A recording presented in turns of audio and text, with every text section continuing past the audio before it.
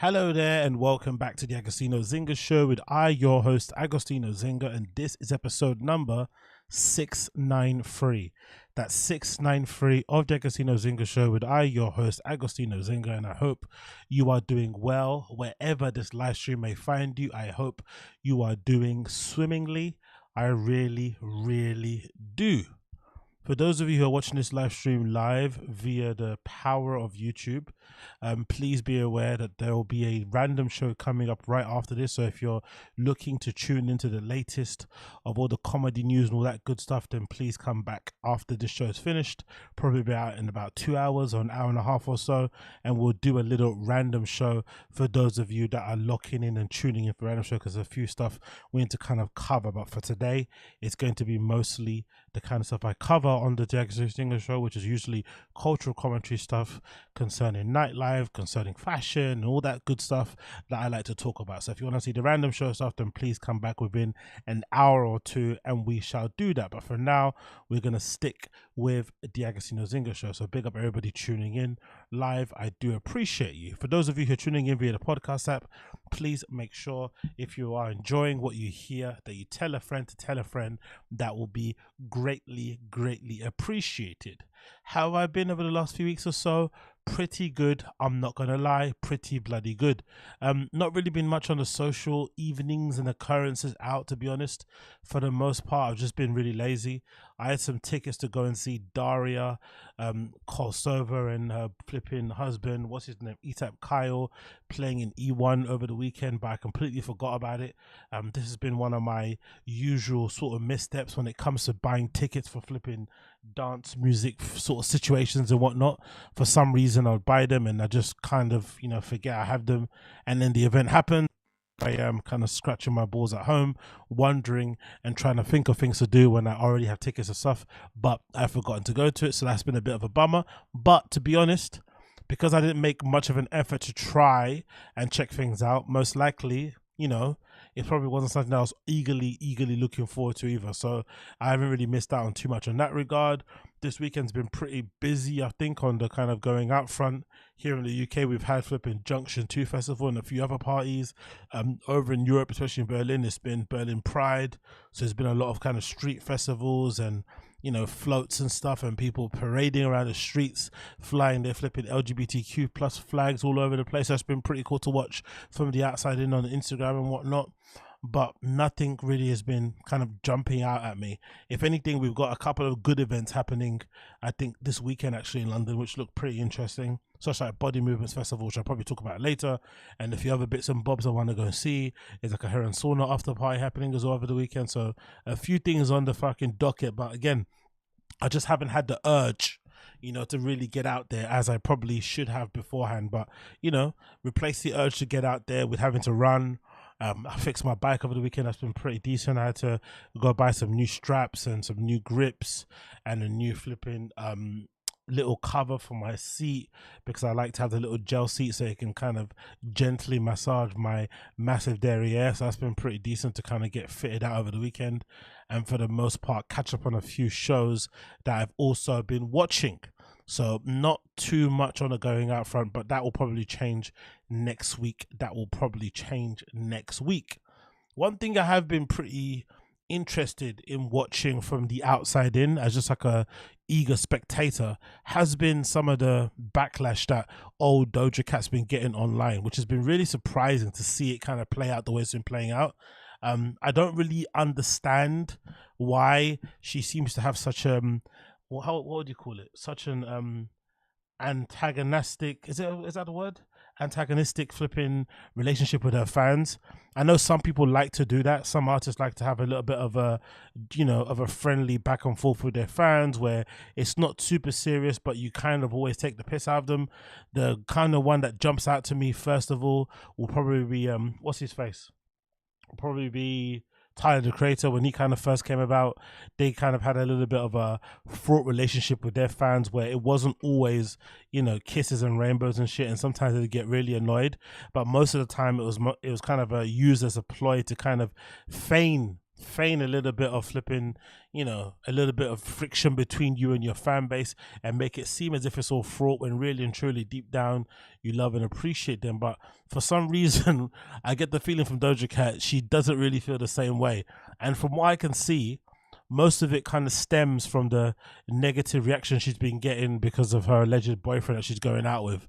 I think the story is that her boyfriend may or may not be an abuser, and then the victim, who that boyfriend allegedly may have abused, essentially reached out to Doja Cat directly to tell her what happened and whatnot and fill her in, as kind of women like to do. And Doja didn't really respond too well to it, or maybe she did. I'm not too sure how you read getting blocked, but she decided to just block the lady. And I guess people on the internet saw that as her basically saying, hey, I don't give a fuck what that guy did to you. He's my man now, go fuck yourself. And that lady didn't really receive it too well, and neither did the fans. But you sit there and you think to yourself, what do the fans want? Do the fans want to dictate who she dates and who she goes out with? Is that what they actually want? They actually want to maintain that sort of power and influence over her life where they kind of decide who she kind of is dating and who she kind of goes out with. It's a very, very bizarre sense of entitlement and just, lack of minding your business that some fans kind of have. And I think a lot of it kind of stems from stan culture, because nowadays, if you're a popping artist, especially if you're on the Doja Cat level where you're essentially trying to ascend to those kind of lofty Rihanna sort of heights or Nicki and heights, wherever it may be, most likely you're going to employ or you're going to encourage that sort of stand side of your fandom, because they're the ones that are really going to get you over the edge to terms of kind of blowing and getting to the next level and becoming that superstar. So you kind of need a lot of those fanatics who follow your every move, know everything about you or think they do, and kind of spend their entire lives dedicated to just knowing everything about you inwards and outwards. But sometimes it can obviously be for the worst, because you can feel like you don't really have any privacy. And you see a lot with these South Korean singers, these K-pop stars, especially these Blackpink girls I see all the time from time to time, especially when they go on holiday or they're just out and about milling around with their friends. They essentially have to go into hiding when they step outside, put a hat on low, really make it known that they don't want to stop and chat with the fans, acknowledge them with a little hand wave. But it kind of seems like a little bit of a prison in its own self. You can't really go out and about and do your own thing. You kind of always have to watch your back, because there's always going to be an eager fan running around snapping a picture of you when you're maybe in an uncompromising position, or when you're just minding your own business. But it's a very strange affair overall. And I think the latest sort of chapter in Doja Cat against her fans, on top of rehashed images are being shared now of her allegedly being in these kind of tiny URL chat rooms with people that people on the internet or people that prescribe to a certain political ideology you probably don't like, which I don't really understand it, to be fair. It just feels like Discord type of stuff, but people describe that as like right-wing incel shit, but people don't like it. But the other thing to kind of add to the chapter of Doja Cat against her fans has been this little affair that Pop Basis spoke about, where essentially Doja just went on Threads, I guess because that's her platform now. She prefers to talk on there because I guess, probably doesn't get as much blowback as she would do on Twitter. And she decided to write the following, which is an interesting kind of post to put out there, just unprovoked. It was like, my fans don't name themselves shit.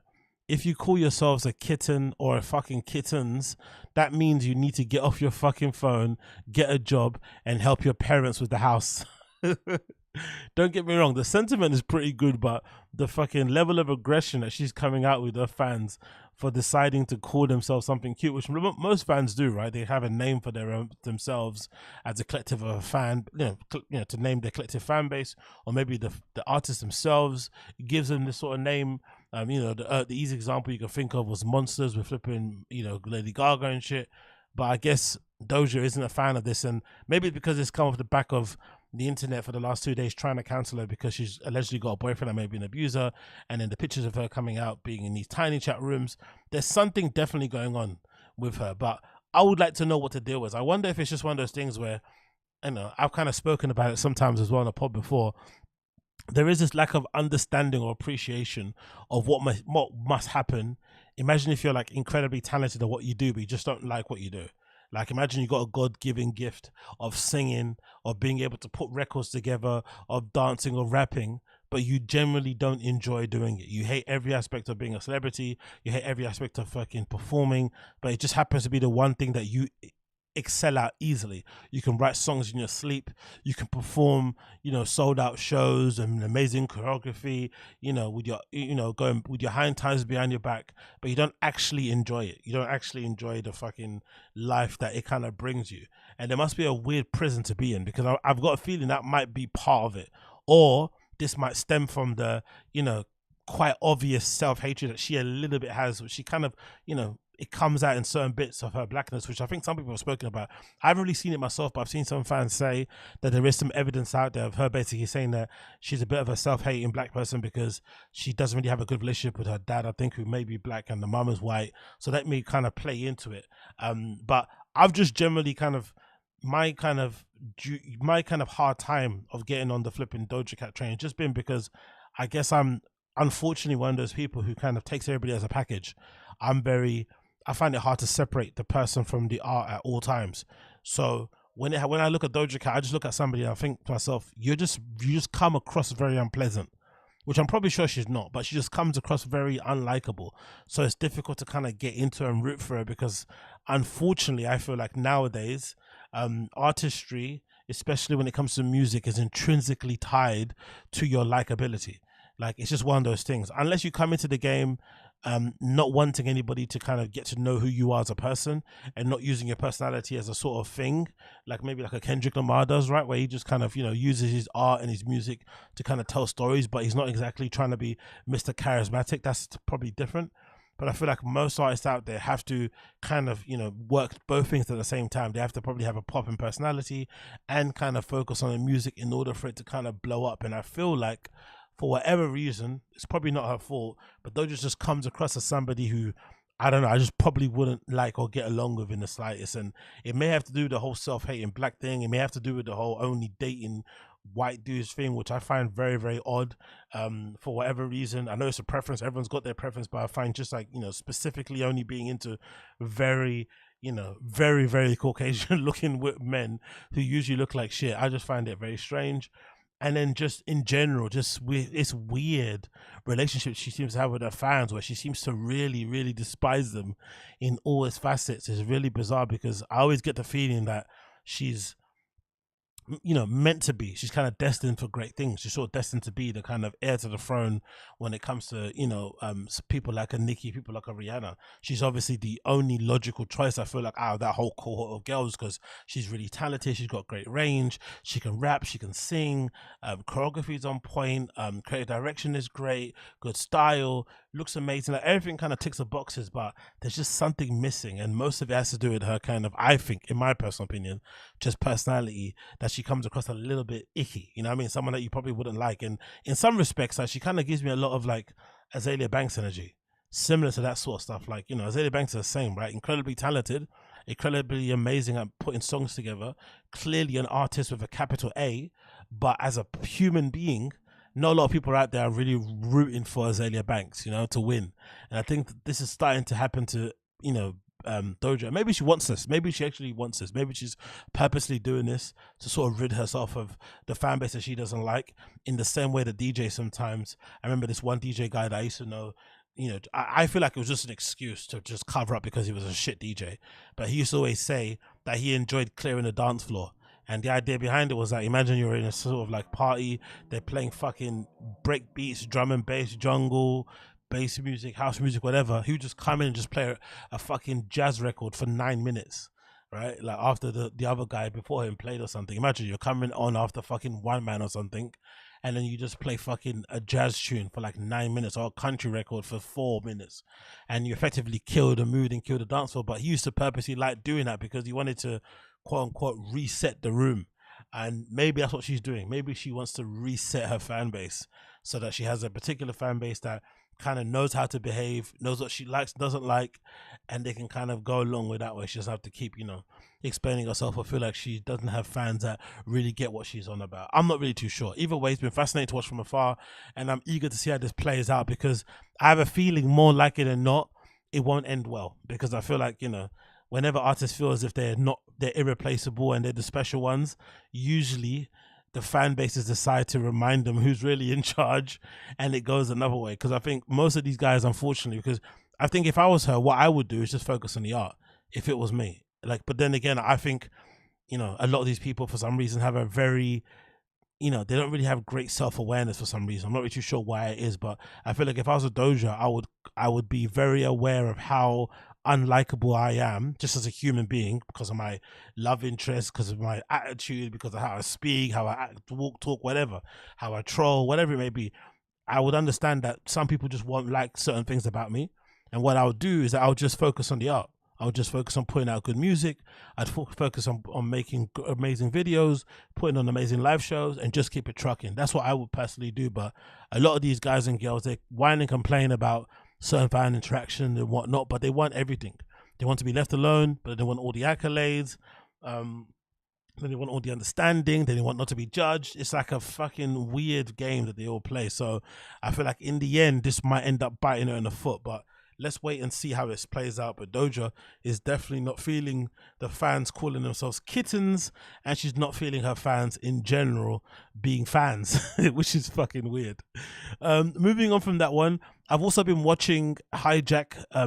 I know I spoke very well and very glowingly about this show in a previous pod, and I said how much I've been enjoying it. It's a series starring Idris Elba that essentially depicts him being caught in a plane as it's being hijacked and trying his best to negotiate with the fucking, you know, with the hijackers as a resolution to kind of get the plane down so he can return back to his family. And on the ground, there's lots of other shit going on at the same time with the hijackers' extended team killing people that are associated with getting the plane hijacked and whatnot, and blah blah blah blah. So loads of political shit going on, loads of socioeconomic shit going on, loads of relationship, familial dramas going on, cultural differences on the plane, blah blah blah.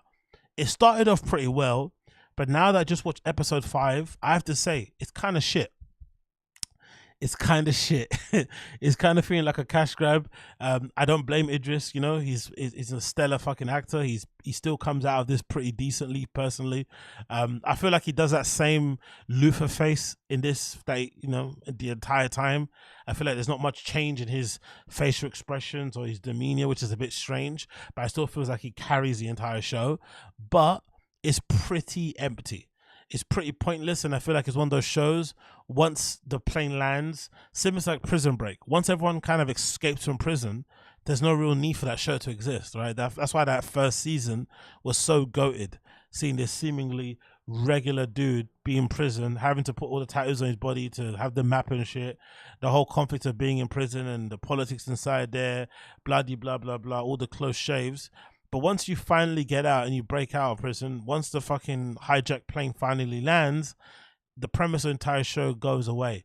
And I feel like the show's sort of starting to lose its momentum.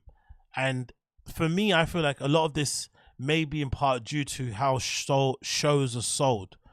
Because I don't really know much about it, but if I could guess, talking out my ass like people do on podcasts, I'd say most likely if you're going to sell a show, you most likely put together a pretty decent pilot. So maybe you have like 1 to 3 episodes that are fucking banging, or maybe even 2. So I feel like they put all their fucking great writers and great premises into a really tight, you know, script and whatnot show for the first 2 episodes, which kind of hooked me. But then ever since then, it's gone to complete kaput.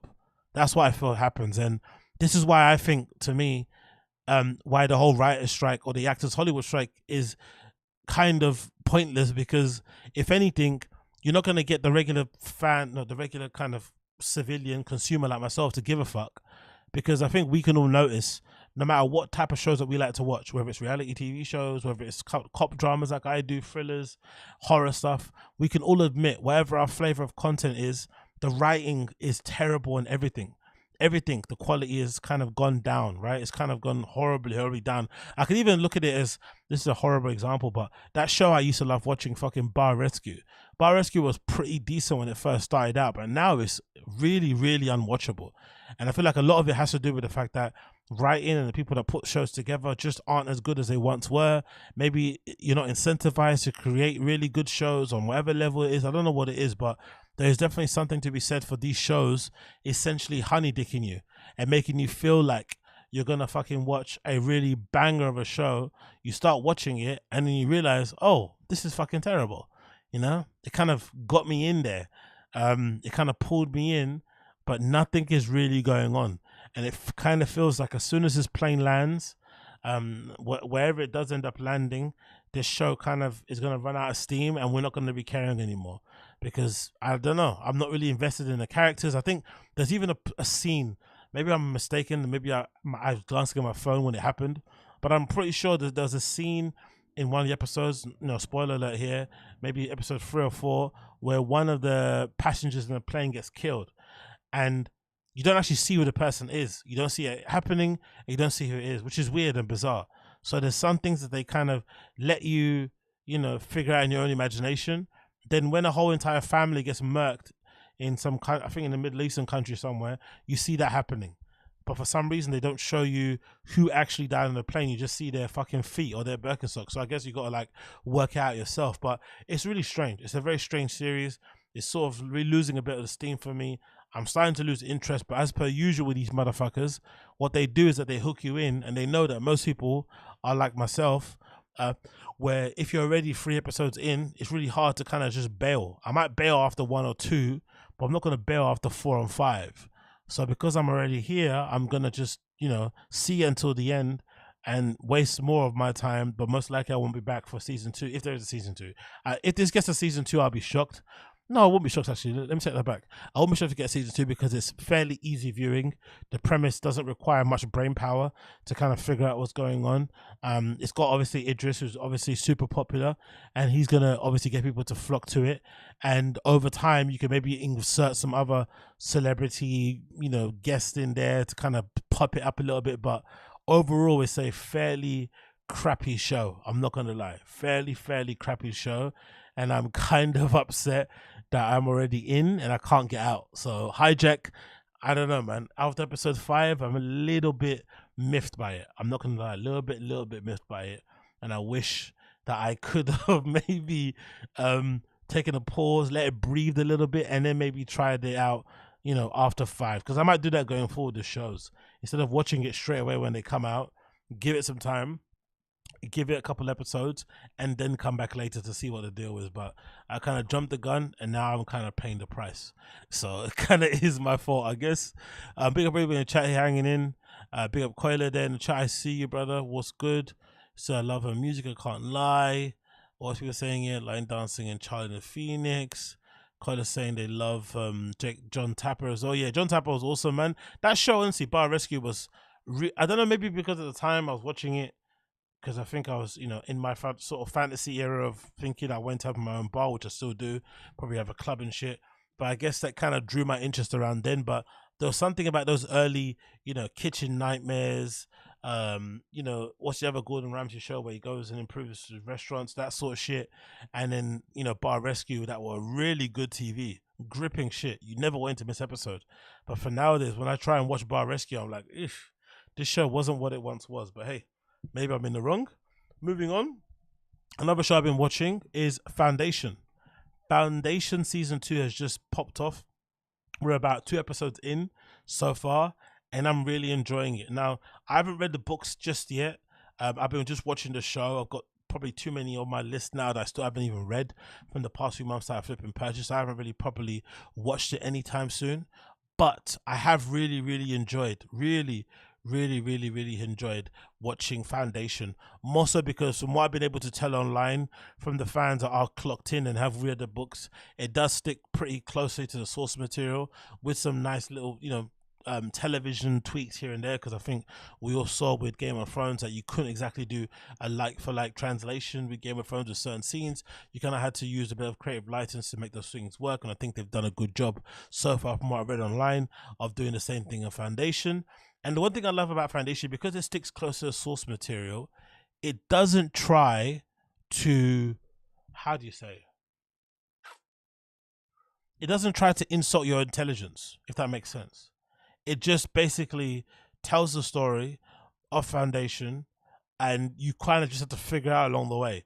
They don't try and hold your hand through every little explanation, which kind of it reminds me a little bit of Expanse in the same way. There wasn't a lot of kind of dumbing down of the Expanse to allow kind of, your regular consumer to kind of get clocked in.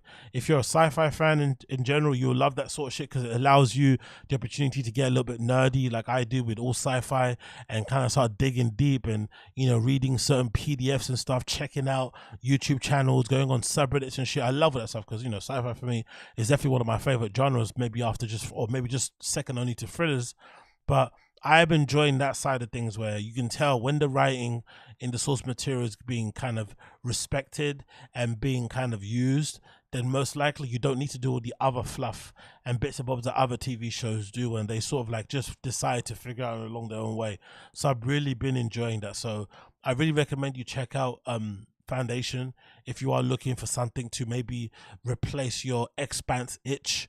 I'm not going to say too much about the show because I just think it's one of those shows that you should go into blind and just sort of trust and kind of go along the ride, because it does really take you on an interesting journey.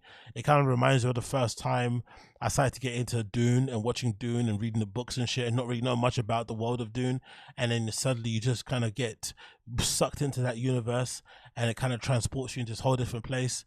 And it's kind of nice to go into it blind and not knowing what's going on. So I really would recommend, if you are going to watch Foundation, that you don't actually check out loads of things about it online. You probably don't watch clips like what I'm going to be putting out soon about this, and just sort of trust it, and you will definitely be rewarded, because I've really been enjoying it so far. Really have been enjoying it. So check out Foundation. Season 2 is out now at the moment. 2 episodes in, and we're just going to keep that one moving. I think that's on Apple TV also, so check it out if you haven't already. Then I also wanted to mention this quickly here. I've been checking on Instagram and I've seen that Michael Bibi has posted an update about his condition. If you don't know who Michael Bibi is, he's one of our probably like standout tech house or dance music DJs and producers out there in the scene.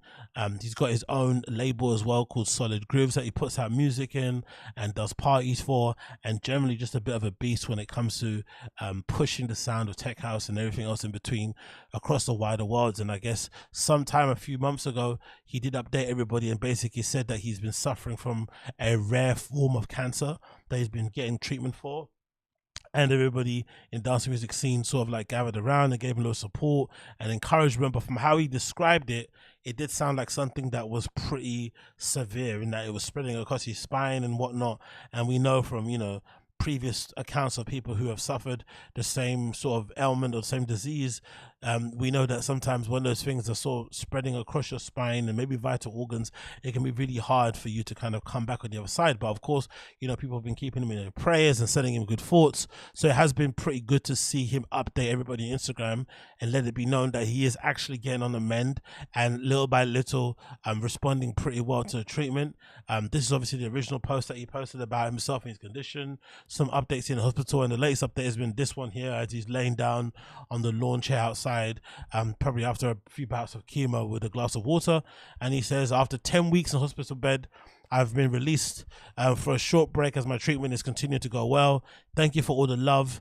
It really gives me strength. I have good days and I have bad days. Today is a good day. So it's good to see him in somewhat good spirits considering how serious the issue is, and the fact that he's approaching it with a smile on his face and trying to make the best of it is really kind of says a lot about his attitude and how he kind of carries himself. So that's been pretty decent to see, because I think for myself,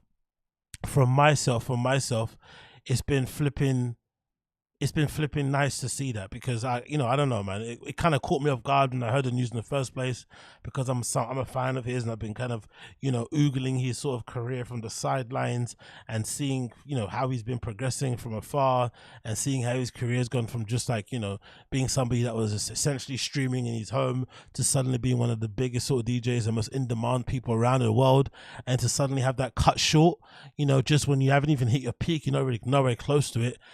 Felt like so out of order, so tragic. But it's good to see he's kind of on the mend and he is getting all the help and treatment that he needs. And clearly, judging from the comments, loads of people from the community too are kind of chipping in and letting it be known that they are out here supporting him and sending him loads of love as well. So it's been flipping great to see all that support and love in the comments going forward as well. So hopefully he makes a speedy recovery sometime soon and is able to get behind the decks to do what he flipping loves. So thoughts and feelings go out to flipping Michael Bibi. Baby, and hopefully he recovers. Hopefully he recovers. Looking quickly into chat before I continue. We got people saying, what's that?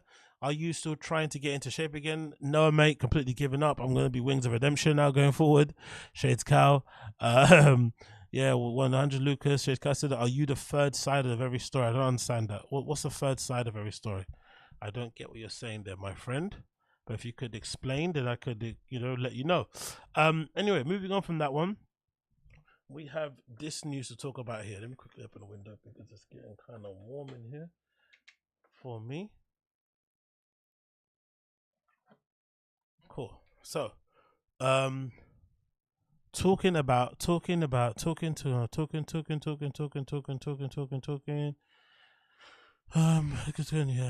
Let's see. What's Koila saying here? Koila saying, I almost applied to Crowder Show today, but the description sucked. They really expect you to work early 9 to 5 and weekends. What's that to do? What on Crowder Show? I don't know. What do you apply for? Is that like to apply to be like a paid mod or something? I didn't see that. What was that all about, Koila? What are you talking about? Crowder Show. Is that for like a paid mod? Is that like a personality thing? A writer? Oh, really? Nice. Okay. You should check it out. Why not? Try and apply. It sounds like I don't know, man. Like, there's a lot of, as much of a bad reputation as he gets as a human being, I'm one of those people that likes to give everybody an opportunity to kind of, I want to make my own mind up. You know what I mean? I know he doesn't get the best reputation as a boss or a leader. So I'm imagining working for Crowder wouldn't be the funnest. But I think if you're a writer, you'd probably be a little bit disconnected from him. You wouldn't have to be in the office all the time, maybe. It might be remote. If it's remote, that's to be even more of a blessing. You might only have to deal with him on fucking Skype and shit. I don't know. It might be a good thing to check out just for the sake of it. But I would be open to giving the guy a chance personally. I wouldn't read too much into the bad press or reaction he gets from some people about how he works with them online, because I think people's expectation of workplaces, especially within this sort of field, is a bit odd, especially when most people aren't really trained in leadership in any kind of meaningful way.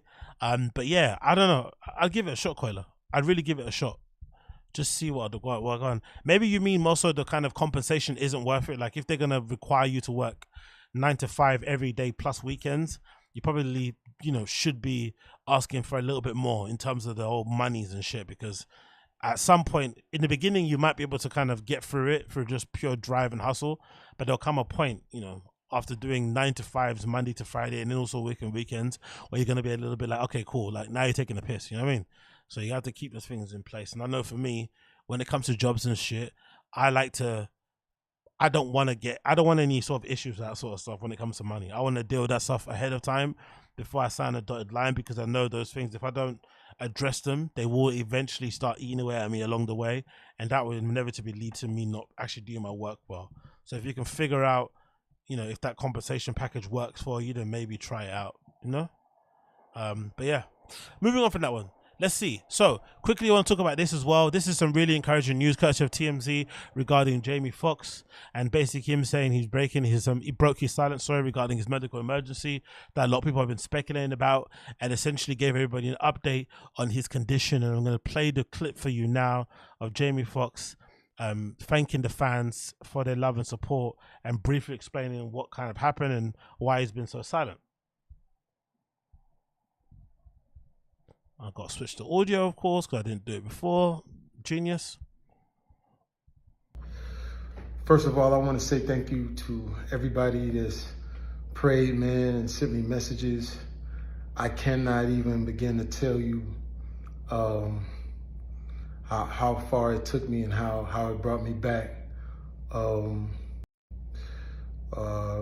went through something that I thought I would never, ever go through. And I know a lot of people were waiting, or wanting to hear updates, but to be honest with you, I just didn't want you to see me like that, man. I want you to see me laughing, having a good time, partying, cracking a joke, doing a movie, television show. I didn't want you to see me with tubes running out of me and trying to figure out if I was gonna make it through. And to be honest with you, my sister Deidre Dixon, my daughter Corinne Marie saved my life. So to them, to God, to a lot of great medical people, I'm able to leave you this video. I cannot tell you how great it feels to have your family kick in such a way. And y'all know they kept it airtight. They didn't let nothing out. They protected me. And that's what I hope that everyone could have in moments like these. Now, you know, by being quiet, sometimes things, you know, get out of hand. People saying what I got. Some people said I was blind, but as you can see, the eyes are working. The eyes are working just fine. They said I was paralyzed. I'm not paralyzed. But I did go through, I went to hell and back. And my road to recovery had some potholes as well. But I'm coming back, and I'm able to work. So I want to thank the people that let me work. And I just want to say that I love everybody, and I love all of the love that I got. And man, you know, I know they talk about people crying on videos. You know, you could do take two, but I'm not gonna do a take two. It is what it is. And if you see me out from now on, and every once in a while I just burst into tears, is because it's been tough, man. I was sick, man, but now I got my legs under me, so you're gonna see me out. But like I said, I just want you to remember me for the jokes that I crack, the movies that I make. Some of them good, some of them ain't. I think I got a good one out. And the songs that I sing, man. And then, you know, some people were talking about I'm clone. Well, check this out. Just kidding. Not clone, man, but I'm here on earth because of some great people. I'm here on earth because of God, man. So I love all y'all. I just wanted to jump on here and let you know that I'm on my way back. So it's good to see him back, clearly. I'm not going to lie, really good to see him back. And I don't know, maybe I'm in the minority here, but I really don't care for him to clear up what actually happened. I think we, unfortunately, and myself as well included, sometimes we live in a world where we kind of expect everybody to kind of tell us the exact details of what happened to them, because people tend to overshare on socials in general, whether it's your aunt on Facebook, whether it's some random on Twitter or flipping Instagram. Everyone is flipping oversharing, and for some reason, you know, agents and handlers of some of these notable celebrity figures out there, they'll probably tell them for some reason that, hey, this is a good strategy, a good way for you to connect with your fans by letting them into your life. But I think some things should remain private, like your medical history, like the things that you go through, you know, in life that you probably, that don't kind of, you know, concern whatever job that you do in the entertainment industry. Those things should probably be kept to yourself and your close family. There should be some things that you should be able to keep private. And I think one of them should be anything that happens to you in terms of medical sense. So I don't think you need to tell anybody what happened. Obviously, because he didn't say nothing, and because it was such a different approach than we've seen with some celebrities, where he did clearly, you know, it felt like there was a clear, concise, or conceited effort with the people in and around him. He even said it himself, his daughter and other parts of his family kept it airtight around him. So that's clearly something that he's discussed with his family, to say, hey, if anything ever happens to me, make sure no one kind of is able to kind of get in here and take pictures of me while I'm on my bed, or get interviews or have details and stuff. This just stays in the family, which I can respect a lot, because I feel like people these days will turn everything that happens to them into a fucking content, you know, cycle or some shit, or into a press run, and it's fucking gross. So it's good to see, for some reason, some people out there do want to keep their accounts, so be private and just deal with it behind the scenes with their family and friends. And then when they're ready to come back doing the thing that we know them for, they're going to come back and do it in full force. It's obvious to see that he did suffer something really, really crazy, because he's completely different in terms of his complexion. Like the sort of like, you know, the sort of like color from his face is sort of kind of zapped out. He does have that face of somebody when you just recover from a really bad illness and you're kind of on the other side. You do kind of have that kind of gaunty look about him. He clearly has lost a ton of weight, and his voice is somewhat different, which you also get once you've, you know, you've had something quite serious happen to you. So I don't even want to speculate what happened, what the deal is. I don't really give a fuck.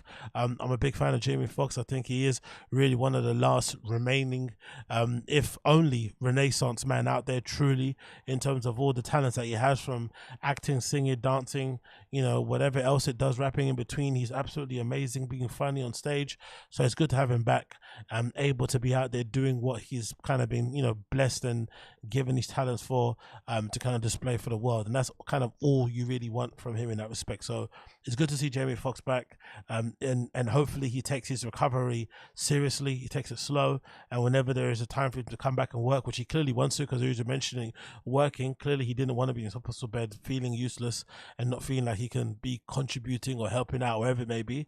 And that's maybe kind of what kind of defines him. I'm all for it. I really am all for it. So get well soon, Jamie Foxx. Hope you do recover well, and hopefully we see you on the other side doing all the amazing things that we kind of know you from. Next on list here, this is talk about this. This is a pretty niche topic to speak about, because I think most people don't really give a fuck about this, but I found this truly interesting and truly hilarious on the side of things, right? So I've been following this girl called Brenda Hashtag for like, I think about a year online. I think I may have stumbled upon her profile maybe 2 years prior to that, but I completely forgot who she was. I think I had her saved on one of my bookmarks on my Instagram, and just, you know, I've got so many fucking saved items on there, I forgot which one she was. But I do remember stumbling across one of her pictures on Instagram thinking, oh my gosh, she looks amazing. And look at this girl that wears all black and just wears all white, and she has this incredible wardrobe where she splits all the clothes from black to white, and that's basically all she wears. And she's very committed to that particular aesthetic, wears only particular brands, from Helmut Newton to old and Under the Muster to Rick Owens and stuff. Like, it's pretty it's pretty great to see from the outside looking in, as somebody being a bit of a fashion addict and fan myself, of her, you know, actively going back into the archives, buying a lot of vintage shit, buying a lot of stuff on sale, and just being, you know, somebody that clearly cares about this, you know, the scene in general, and clearly has a love for it and is doing a lot of digging at this. It's great to see that on that kind of level, and clearly has a real good eye and sense of personal style herself. Now, one of the interesting things about Brenda Hashtag is over the years she's kind of, you know, blown up over time and become really a kind of well-respected journalist or fashion editor, director, whatever you want to call her in that sense of things, since she's done her amazing column at 032C. And I think recently she got made fashion director over there, I think, as well. Yeah, I think so, fashion director. So she's kind of blown up over time, and her profile's gone a bit crazy. She's got a ton of followers on Twitter. I think last time I checked on Twitter, she got over like 30,000, and probably a bunch more on Instagram. So clearly a lot of people kind of know who she is and what she's about. But one of the interesting things about her is that I feel like, in terms of all the kind of fashion girlies out there that exist, she's probably one of the most, I feel like, she probably comes across as one of the most likable ones, in terms of just being very approachable, in terms of not gatekeeping brands and stuff that she's wearing, in terms of really speaking the real about the industry and the scene and what happens behind the scenes and at shows, and giving people advice about what to do if they want to kind of be like her and do the thing that she's doing. Maybe she does probably overplay the name dropping of fucking CSM all the time, but, you know, she paid for a course and she did what she did, so I, you know, don't begrudge her on that. But there is maybe a little bit too much mentions of fucking CSM whenever she's speaking. But apart from that, I've kind of always been a fan of her and kind of give her a lot of props for just generally being one of the more likable fashion influencers out there, because I feel like, especially with the ladies, the fashion influencer girl, especially on that high, sort of like high end, what do you call it, luxury fashion end of things, you know, the stuff that kind of gets stocked in Dover Street Market, a lot of those girlies are absolute flipping bitches, right? They really are bitches. They come across really, really horrible. So it's nice to see somebody kind of decent. But it's also been a little bit heartbreaking to see how the internet has essentially, I wouldn't say turned their back on her, but it's clear that the internet kind of isn't as big of a fan of that girl as I am, clearly, because they haven't really, they haven't let her forget, you know, that she's still on this social media app to be of service to them in some respect. So she had a bit of a kind of faux pas, a bit of a running in with some people on the internet, especially on Twitter, who maybe don't really know her and didn't really take too well to her basically having a bit of a joke. It wasn't really done in, you know, to be serious, but she made like a bit of a joke online where she essentially shared this picture. And the picture that she shared was the following. It shows her wearing what looks like clearly to be a pair of Tabi heels, Mason Margiela Tabi heels, and then she posted that on the Instagram stories, and I guess somebody messaged her directly and said, "Oh my God, what brand are these heels?" And then she's posted both those pictures and put on the Twitter and said, "Am I a joke to you?"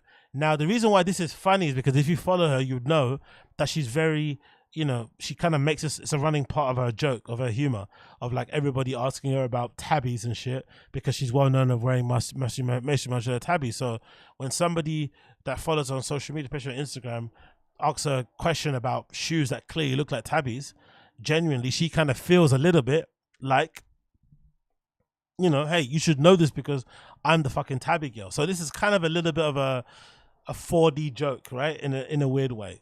For some reason, people online, especially on Twitter, didn't get it. They didn't like it in the slightest, and they reacted very negatively towards it. As you can see from some of the quote tweets, somebody posted here, influencers and people who make a living off being influential when people are influenced by them. And it's got a gif here of Tommy Shelby from Peaky Blinders, going through various stages of flipping, self-hate and wanting to shoot himself and shit, right?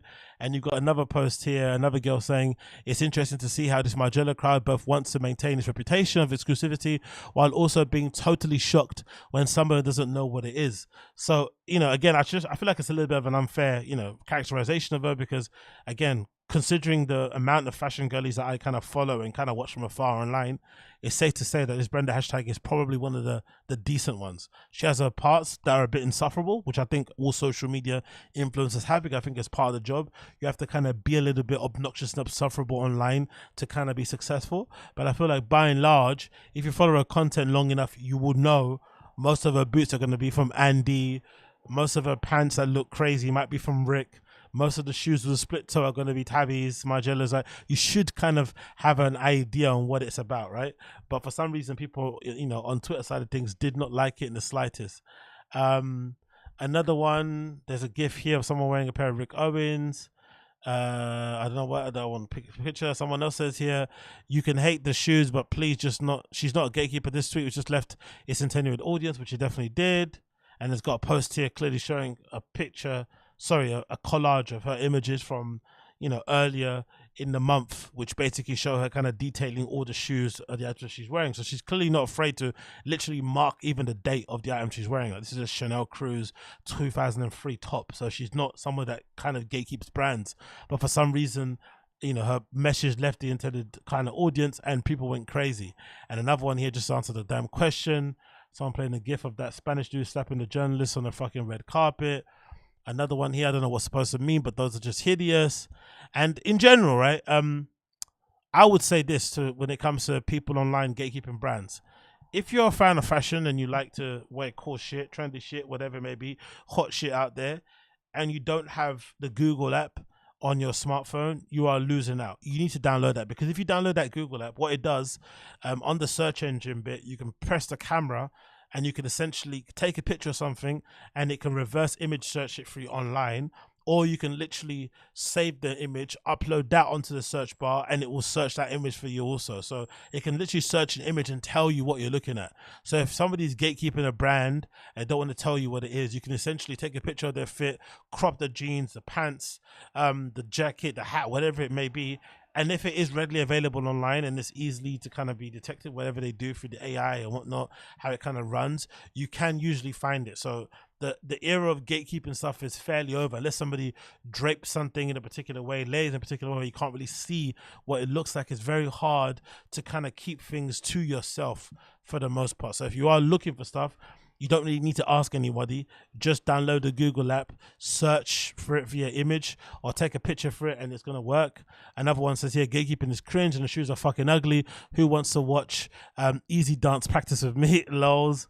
Another one says, if you own those fuck ass Volvo shoes, you are kinda sorry. You have to hear it from me. Another one says, am I the only one that feeding this, and why you don't know what a tabby is? So clearly that's obviously what the reaction was online. And the reason why I mention it is because since then, this lady hasn't turned on her replies. Since then, her replies have been completely closed. It's a completely shut door policy when it comes to people who can reply on her social media. And I feel like she's probably got, it probably must have shook her to her foundation to seeing people online who probably just, you know, didn't probably know much about her and just seen that little snapshot and thought she was a bit of a bitch and have never kind of forgiven her since then.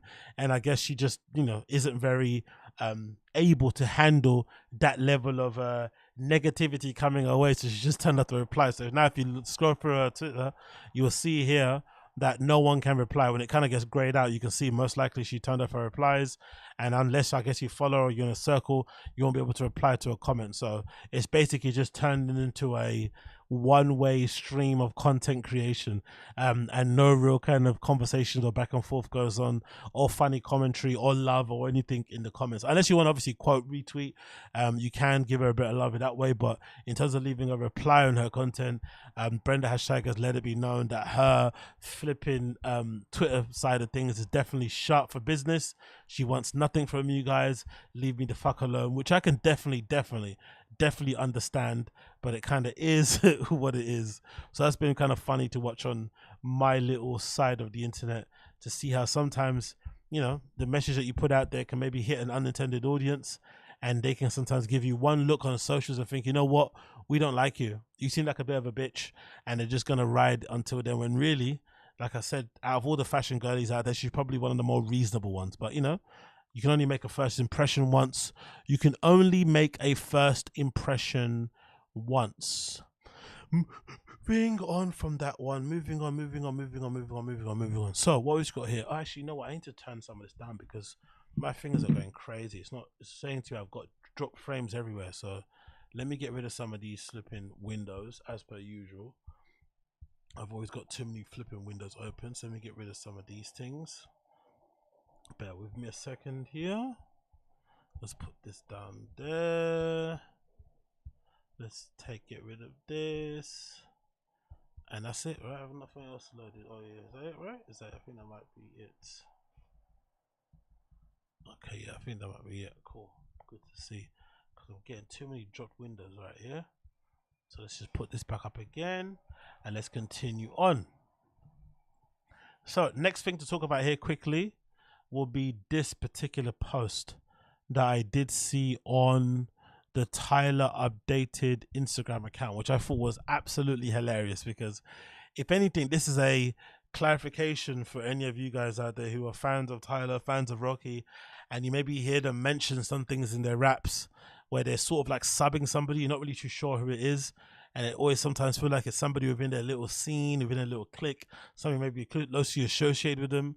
Most likely it's going to be people like this. So this is a random clip that somebody shared on the Tyler updated Instagram account, that kind of features, you know, clips and whatnot of Tyler out and about, and it features Tyler, Creator and ASAP Rocky bumping into each other at Pharrell Williams' Louis Vuitton show. And you can see Rocky there in the hat and Tyler talking, you know, having a little dap and that, shaking hands, laughing and whatnot. And in the background, you can see Don C, associated with obviously Kanye, and he's got his own brand that he does and shit. And then you can also see behind him, Reese LaFlare, right? And Reese LaFlare has been around probably around the same time that both of those guys kind of blew up and never really reached his potential. He was always kind of on the periphery of things. And I think he recently put out a Gangsta Grills mixtape actually, which is kind of, you know, kind of corny, kind of cringe after everyone else has kind of jumped on it and sort of like trying to jump on that sort of wave of people essentially, once they reinvented themselves, but giving themselves another sort of, you know, crack at the big time by getting this co-sign from DJ Drama and having that flipping mixtape through its bits. But clearly in this picture, as you can see them dapping up each other, Reese LaFlare, sorry, is at the back, like kind of just looking in as a sort of observer and not really being part of the conversation, even though he knows them both loosely from being around. They know who he is as well, but there's clearly a bit of a higher, you know, there's a sort of like a pecking order, a hierarchy going on there, where he kind of knows these guys are a little bit above him, and they clearly know that he's below him. So if you ever hear Tyler kind of stunting and talking about people in the scene who he thinks he's better than, and just being a little bit of a demon in terms of his raps, and you're wondering who's he talking about, most likely he's talking about people like this. These are the guys that he's speaking about, in my opinion. These are the guys he's sort of like referring to when it comes to how he kind of views himself and the things that these guys are saying behind the scenes and shit. Mostly I feel like these people he's talking about, because the eyes that Reese LaFlare is giving these guys while he's not being involved in the conversation legitimately made me laugh. Like you can legitimately see him kind of, burning on the inside that these guys aren't really dapping him up or kind of acknowledging him in any kind of way. So Reese LaFlare, keep your head up, in my personal opinion.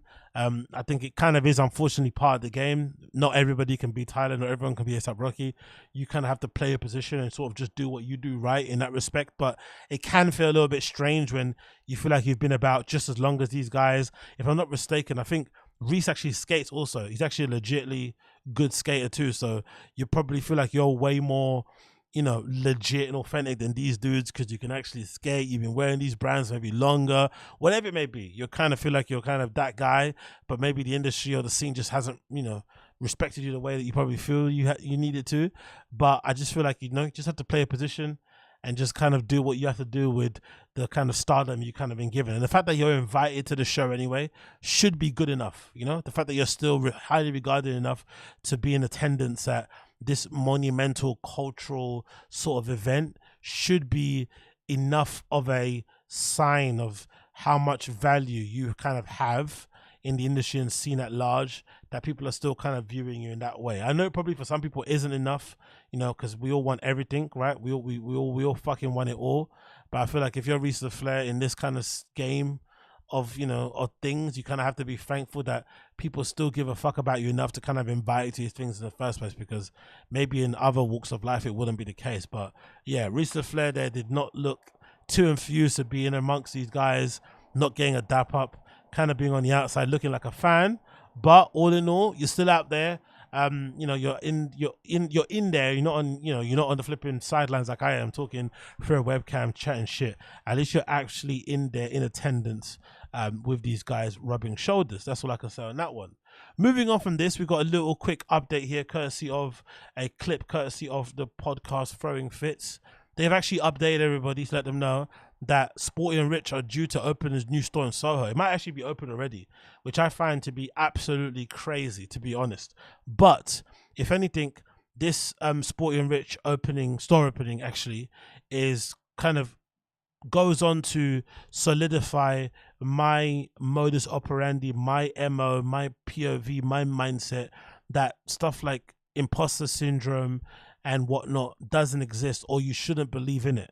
Because if brands like Sporty and Rich can get to a level where they can open a multi-story store somewhere in the depths of fucking Soho in New York, clearly showing that they're doing great things and clearly selling the product, even though I think it's super mediocre, it clearly shows that if you put your mind to it and you just keep plugging away, that nothing, outside the laws of physics, is impossible.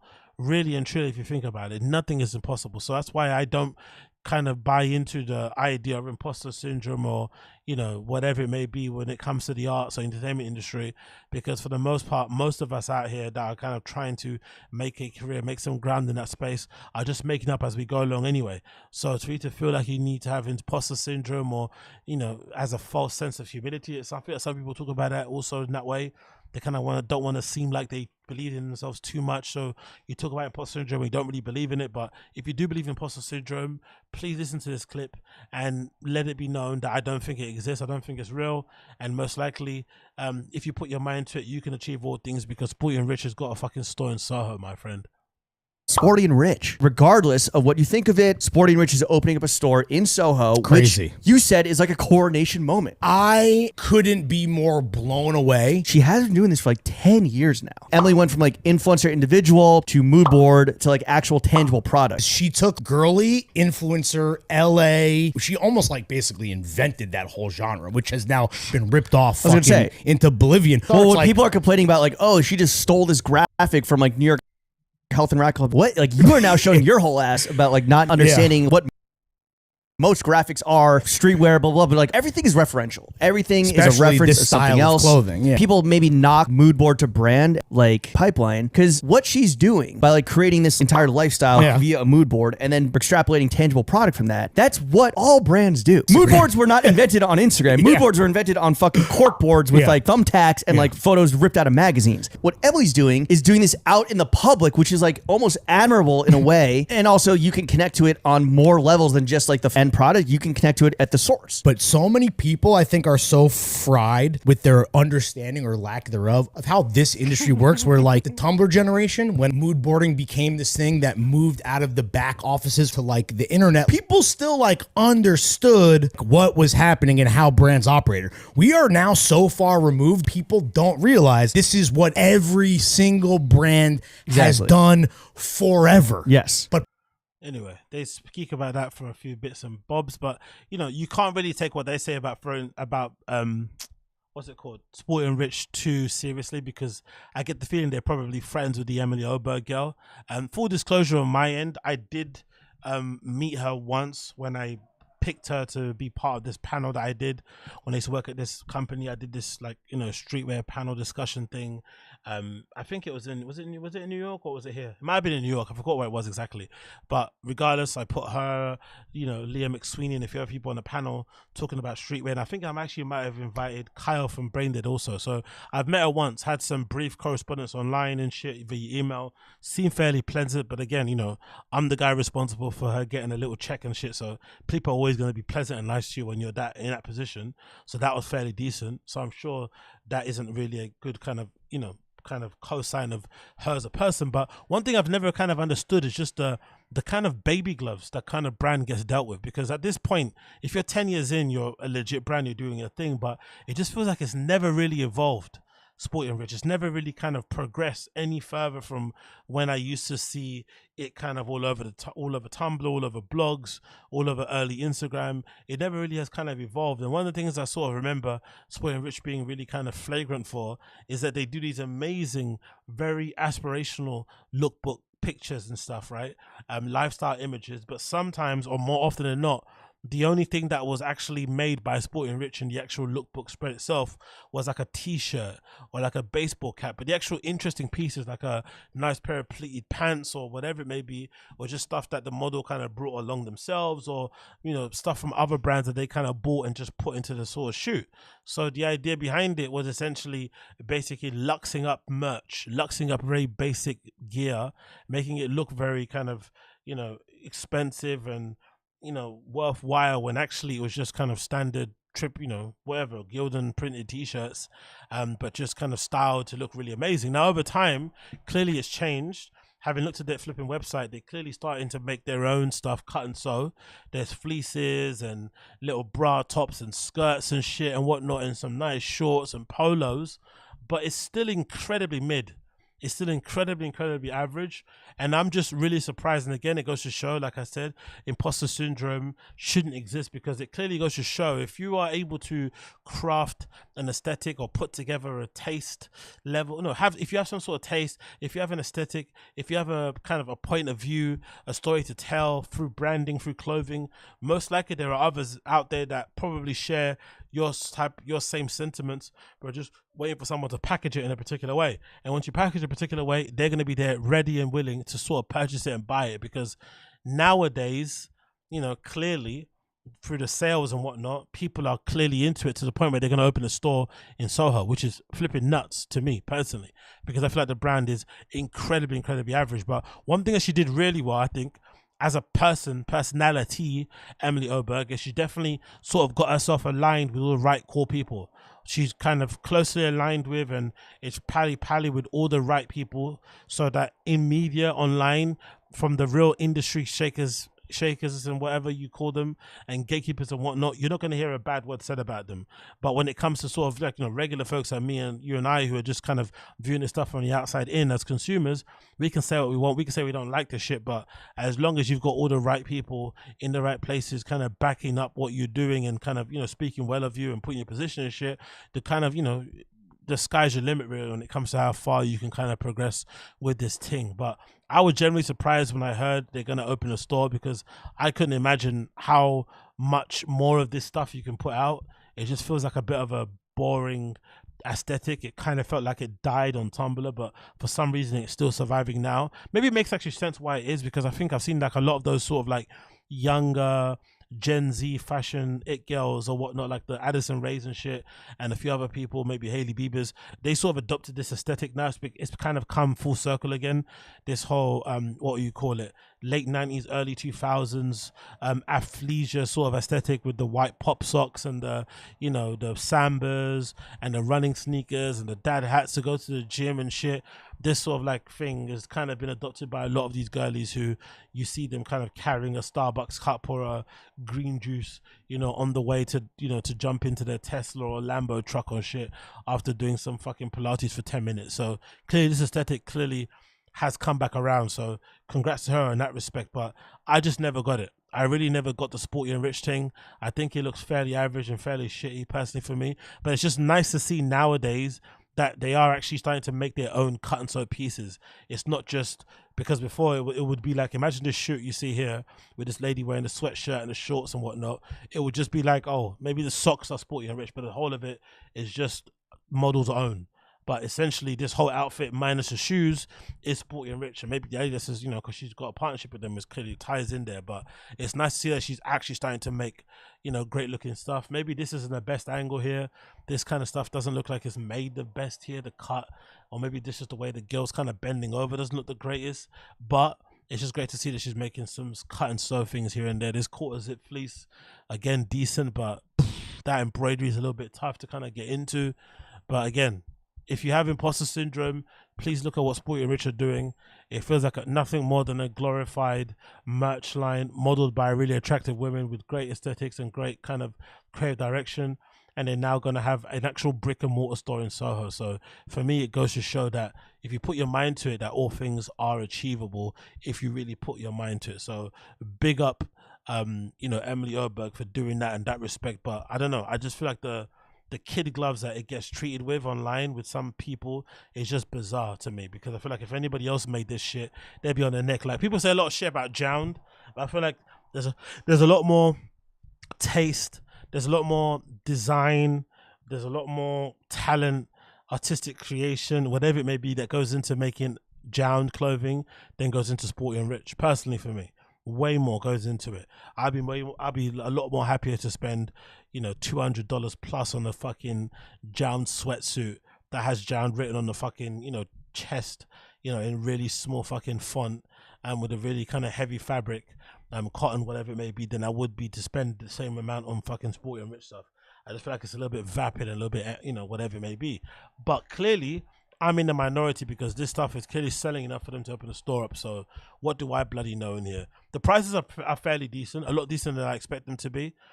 This sports bra here in this washed hydrogens and white is £68, which I feel like it's a lot cheaper than what I thought it would be in my head. Even this, so that set with the bra, top and the skirt is gonna cost you about what, $170. Pretty decent price. The fleece is about $160, $120 for the sweatshirt, so it's not too shabby. It kind of falls within the streetwear range pricing, but it's also, you know, not within luxury brands. So it's not, you know, they're not selling t-shirts like fucking Balenciaga, but it's still kind of decent enough for you to kind of feel like you're buying something worthwhile. Like the t-shirt here is like £52, right? This classic tee, the pop socks are like what, £24. The hats are £48. But yeah, it just looks so basic to me. Really, really, really basic and average. But again, I'm probably not the intended customer or target market for it. So big up Sporty Rich and Bloomberg for what they're doing. But again, nothing is impossible. If they can put out a brand, also you can.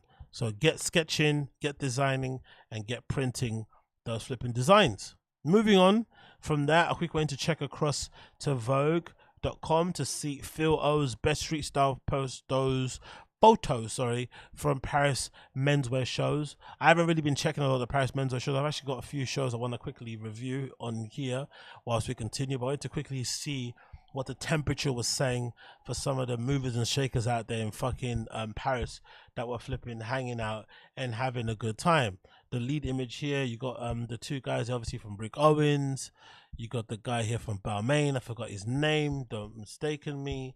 I just want to quickly see what these guys are wearing and what the flipping vibe is on the street with people's outfits and whatnot. So what do we have here? We have a nice little denim look here. We have a nice little bit of plaid with the, elongated shirt. We have some vest actions going on here. We have the kiss boots, which I still desperately want. I love how they've been worn in all their iterations. You've got the kiss boots here worn with a pair of what look like to be flare jeans. You've got the kiss fire high boots here worn by Rick himself. And you've got some kiss boots worn underneath some really big wide elephant kind of hem sized pants, which I'm really a big fan of, with them dragging all over the floor, which is great to see. Again, you got some decent looks here. I'm not like the sandals, the kilts. I'm not too mad at, to be honest. I may be looking to do that. You got this guy, I forgot his name, I think it's Jean something. This might be the best outfit he's ever worn personally. I always feel like he looks a little bit dorky when it comes to the clothes he wears. He's got really good stuff in his wardrobe, clearly, but he always just looks a bit odd in it himself, which is obviously not his fault, but he does look really good here. I don't know what that suit is from, that polka dot or that square design print suit he's got on. I really like it. Also goes well with the clock cork dunks. The red look from this guy looks fairly decent. This is a Ludovic de Saint-Germain look. I'm not enough of a twink to wear that, so I probably couldn't get away with that mini skirt. This shirt here looks really nice. I'm not too fond of that. Again, I'm not much of a twink to look out for these titty tops, to be honest, but I like that. Looks like Grind have got a channel out there that they put content on. That's pretty sick to see. So big up Grindr for doing their thing out there. This safety orange look is pretty decent in the hot sun. I love how fashionistas don't sweat. That's a talent also you need to kind of learn over time. To get your looks off, sometimes you just need to be able to sort of like harness the power of not sweating. It's very difficult and hard to do, but we can't lie that some people do it much better than others. So big up her. I hate this look. I saw somebody actually the other day, or a couple of weeks ago when I went to fucking what did I go to Margate? I saw somebody the other day wearing a head to toe Martine Rose look, with like a fake football shirt on and shit, with like football socks pulled up. And I have to be honest, that guy was kind of swagging, but I don't like it in this way. There's something really kind of corny and lame about fashion people who probably have never run, let alone kick a ball, wearing football gear.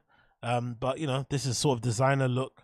It looks like a Celtic shirt that's been reinterpreted, re-engineered to look a certain way. I'm not too sure if it's a designer that made it. I'm not really sure. I think it probably was, but I detest this look with all my heart, unfortunately. Again, I'm a big fan of the kilts and the skirts. I'm kind of feeling that kind of vibe. I feel like I'd probably pull this off pretty well. To be humbly honest, maybe over some jeans or putting out the fucking big fat African calves, it might actually work in that respect. I feel like ELR, which is maybe this is the guy that owns it, I think, on the right. I feel like ELR might be one of the is it ELR or ERL, whichever way around it goes. I feel like it's probably one of the most overrated brands out there at the moment. I feel like the hoodies had a moment, clearly, but I feel like the aesthetic, the codes, the style of it, it's just a bit naff, personally. I don't like the lookbooks. I think it all looks a bit dusty. People model it, look like they don't bathe. It's just not for me, personally. I'm not on it. This nice little brown look here from the guy on the left is really beautiful, to be fair. It kind of looks like Issey Miyake. I'm not really sure if it is. Pleated look. This looks really, really nice. But unfortunately, if you've got a huge piece like myself, or you've got a massive body, maybe it's not the best thing to wear, because one or two are going to be hanging out the front or the back. You got this lovely shirt here that this guy's wearing in the white, which I'm really fond of. It kind of looks like a knit crochet type of top thing. I'm not really too sure.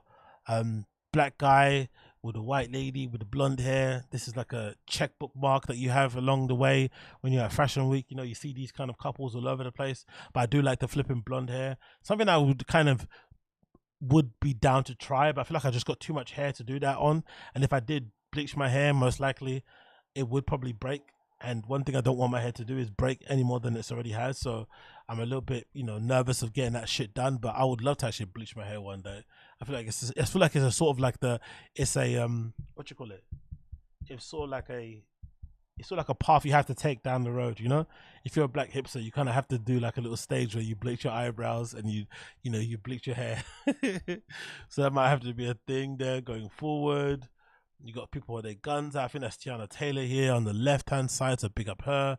I like the ear cuffs, something I'm probably going to try and get more into. I've already got the pierced ears now. I don't think I need to do anything more on my ears. Probably might just start wearing ear cuffs, which I like, which you just kind of clip onto your ears and have them sort of dangling to give that effect that you've got all the ears lobes pierced, but you don't need to.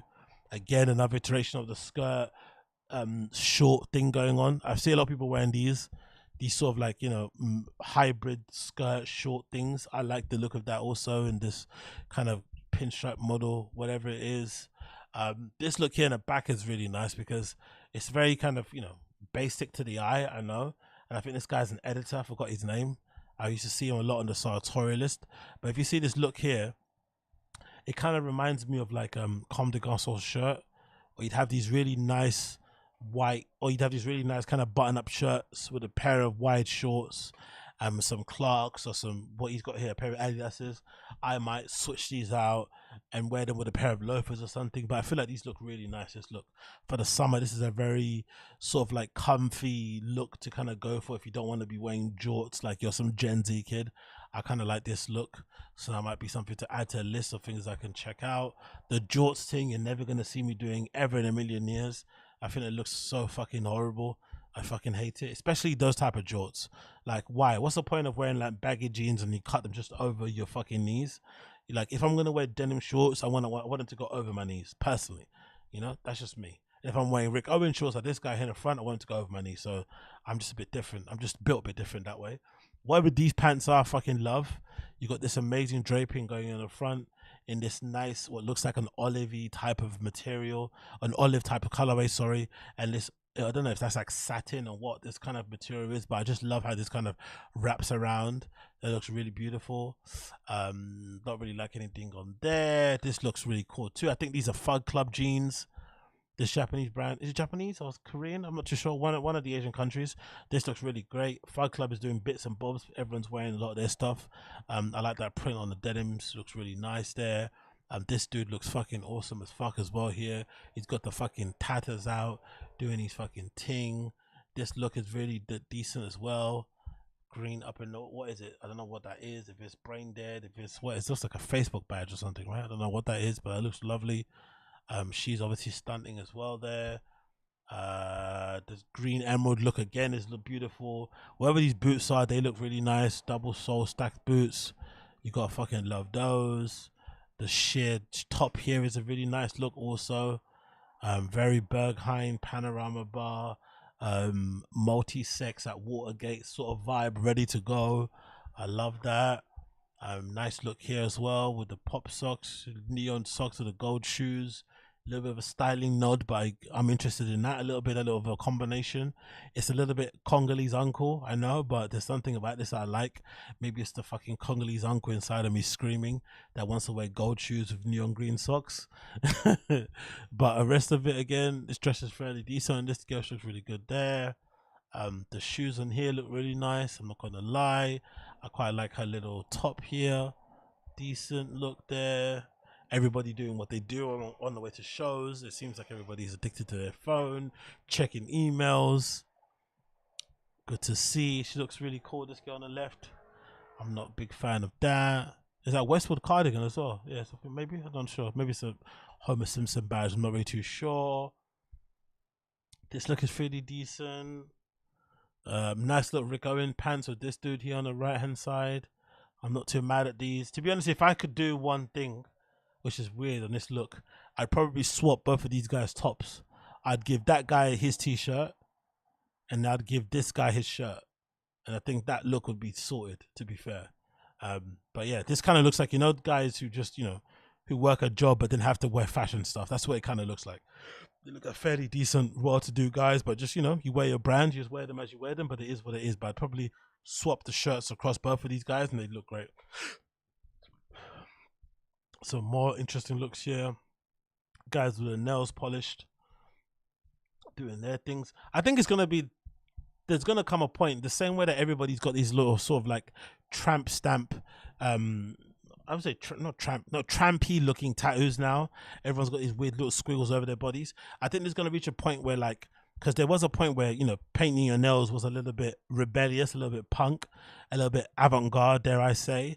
Now it's gotten a little bit corny, so it kind of feels like, you know, it's kind of a bit over. So I feel like the next stage will be just having really nice clean nails, in terms of just making sure they're manicured and making sure they might have a bit of lacquer on it, buff them up a bit. But the idea of kind of going out and kind of painting your nose black all the time to look, just, you know, display how edgy you are is a little bit lame in my opinion. So hopefully that comes a point where that kind of dies out, because I'm kind of tired of seeing everybody's nails painted. I'm kind of over it. I used to do it myself, but I'm just kind of over it. Again, more kilts and skirts. I need to get into this, to be honest. Look, everyone's kind of wearing them. I need to fucking squeeze my wide ass into one. I have to be fair. One day or another, you got a really nice kind of, you know, look here going on. And another guy here on the left here wearing a skirt. It looks like, I'm not really too fond of this look. This guy kind of looks like a chef, to be fair. No, he's giving the chef. Who's that chef that got cancelled for like some sort of sexual or something? He's like a fat dude as well, like similar kind of look, you know, that kind of like, he's always kind of over a pot or a pan somewhere, or he's kneading some dough. He's got that kind of look to him. He's kind of a bit of like a chef here. This sort of looks like one of your favorite art tutors in school back in the day. I think this looks amazing personally. I love a good clash of patterns, you know, a good little patchwork shirt there with all the clashes of plaid, the fucking mesh tights and the silver shoes. I love this sort of shit. The pink dyed hair. This is my type of look. I mean, it looks like chaos, but it kind of works. So big up her. This look is great as well. Nice and easy here. You see how this is the thing that people don't really understand when it comes about wearing clothes sometimes, and I've kind of had to learn through it the hard way. Sometimes you have looks in your head that work on particular body types. Like this guy here in the back, unfortunately, is just too rotund and too wide in the hips to kind of get away with this look. Because if that guy here wore the same look that he was wearing, he'd be flossing. But on this dude, it kind of just looks a bit wild, right? He's got the Boston, I think they're Boston Birkenstocks with the white socks, the denim jeans kind of rolled up with the white shirt, right? It looks kind of pretty decent, but it's just too wide to make it work that well. So if you give this to this guy as a bit more slivette and slim, it probably would work better. So you kind of just have to wear stuff within your shape. And maybe when you're that short, maybe turning up your trousers that length isn't gonna give you the, you know, the length and the shape that you probably need to kind of make you look a certain way. But again, it's all kind of figuring out what works best for your proportions, or maybe you just don't give a fuck. Who knows? This little mesh top looks really good. It's giving hair and sauna here. I'm not a fan of that. Again, more skirts. Looks like this summer there was, in the street style in Paris, there was a lot of people wearing skirts or kilts in some way, shape or forms. I saw a lot of this, and so far wearing. I still maintain, my personal humble opinion is that summer is probably the hardest season in the year for most men to get dressed in. Even dudes who are into fashion, it's notoriously difficult to look good as a dude in the summer. I feel like unless you really, you know, your body's on point and whatever it may be, I just think it's hard to look good. I feel like guys usually shine the best in winter with big jackets and jumpers and whatnot. You can really kind of swag it out in the winter, but when it comes to the summer months, it's hard to look good, hard to feel cozy and comfy and not feel like you're sweating all the time and shit as well. I like this. Again, when it comes to denim shorts, I think this length for me is the perfect length, where it just maybe falls in the middle of your kneecap when you're just standing up. Probably I think that's a perfect length, because at least at that length, if you want to sag them a little bit, you can. But I feel like the length that everyone's doing now, where they're sort of like cutting the denim jeans like high waters, or someone mentioned in the chat, it just feels a little bit weird. You might also just wear big denim jeans. Why wear shorts that big, that long? It just doesn't make sense to me personally. But I like this guy's look, especially with the makeup here. The Kiss makeup looks really good as well on him. Wearing that day to day is a bit of a swag. I'm not really too mad about that. I love these short, these pants. I don't know, the pants or skirts, I'm not really too sure. That side bag looks really cool. She looks great. The guy in the back looks awesome also. Again, the denim jorts. Everyone's wearing denim jorts and skirts here. I detest this look with all my heart. Again, another image of someone wearing a skirt, which is not too bad. See someone here wearing the Jordan 4 SB Pine Greens. SB's really great. I'm not too sure what she's doing. That's Mia Khalifa, right? Don't really care about her, to be fair, but big up, I guess. These two guys doing their bits and bobs with the fashion soy face going on there. You love to see it. This is amazing. This is the guy from fucking what's that series called? The Last of Us, right? I forgot the actor's name, but he looks really good. I like this denim suit he's got on. That looks great. And whoever the guy, the partner he's with, he looks really good as well. Again, I just think guys short, especially if you've got good athletic legs, will look good on you when your shorts go above your knees personally. But, you know, maybe it's just a fucking Berlin stomper in me speaking. But yeah, some decent bits and bobs here during Paris Fashion Week. Some nice little denim looks again. A nice bit of midriff showing there, cropped to show off some of the denim bits and bobs.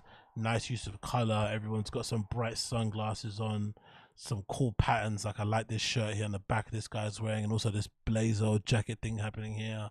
I'm not really too mad at. This looks flipping phenomenal. This clash of colors, the reds, the creams, the greens, all of that looks flipping great. Nice bit of blue pop here from the guy from what's that thing called, Succession. He looks really great. Is that with his wife? Maybe it is. They look fucking fantastic, both of them, to be fair. That is a very cozy, comfy look, matching your fucking shape and shit. Nice relaxed shirt, nice track pants, nice shoes. Both look great. She looks really amazing as well in this shirt. I'm not too mad at that in the slightest. Again, a nice look there with the shirts and shit. Luebe pants. Not too mad at this. So yeah, look, some nice great looks actually. I'm not really too mad at this. I didn't really go this far last time I checked it out, but the looks look fairly decent. Great, we like the look of this as well. I forgot what this guy's name is again. Model for Supreme from New York. I wish I remember his name. He looks really good there. Oh, you got Dev Hines here. Wide headphones gang, which is odd. You know, superstar musician wearing fucking wide headphones. Why is everyone wearing wide headphones these days? I don't really understand this idea. This sort of trend happening at the moment. I think there's a guy at the background here wearing some marine faux fur sandals there. Looks really cool. I like the look of that. Oh, with the mask here. I'm not really too fond of this personally. Nice skirts again with the Rick Owens fucking Kiss boots. I think this guy's look here in the back is actually swagging here. He looks really good there in the back with those. Are those Rick boots as well? I'm not really sure if they. It might be Rick boots actually. This is like a really good look. I'm not gonna lie. With this crop jacket and this nice khaki shorts and the glasses, this probably might be my favorite look so far in the back. He's definitely swagging. He's definitely got that shit on for sure. Decent little looks there. Red bit of color as well. These might be. What did I remember these shoes from? Are these Bottega? I'm not really too sure, but this looks really nice. What is it? Pop? Is it flowers? Or are they fucking balloons? I'm not really too sure, but either way, they look fucking beautiful, doesn't it? All over the shoe, covering them, looking fairly decent. You got Pharrell coming in there with his family. I think this guy's Wooster dude, right? He looks really nice here with his little pink little cravat scarf on. This guy looks absolutely horrendous, but you know, is that maybe that's fucking Rosalia's boyfriend? I think I'm not really too sure. Yeah, big up my brothers out here in the sun doing their bits and bobs, living their lives. Some nice blue shirts there. You got a guy walking through with a long coat with no shirt underneath. I love that. The sweat glands. If I was wearing that, my armpits would be leaking like the fucking Niagara Falls, mate. That wouldn't be a fucking situation. Oh, this looks really good. I like the look of this, to be fair. I'm not mad at this in the slightest. This green look, it looks really fucking splendid. Very trap star friendly. I'm not too mad at that in the slightest. These Luebe sneakers this guy is wearing are really nice also. I'm not too mad at these also in the slightest. This look here in the back needs to be pushed into a volcano. But again, what do I know? Nice little red look here with the shirt. Crop shirts again. So yeah, some decent stuff here. Courtesy of Vogue, Phil O. I'm not going to go through the entire thing. Let me just reach 100 and see any other looks I think I picked out that I liked. And then I'm going to continue on with the other bits and bobs. But so far, some fairly decent things here to see. Nothing else I can check out. Going to give me some more here, Vogue? Or we're going to leave it there. Maybe that's it. Maybe we'll just have to leave it there. Let's see if it kind of pops up anything more. So far, nothing else. Cool. But yeah, that's what you get from Phil O, courtesy of Vogue.com. If you want to check it out, you know where to see it.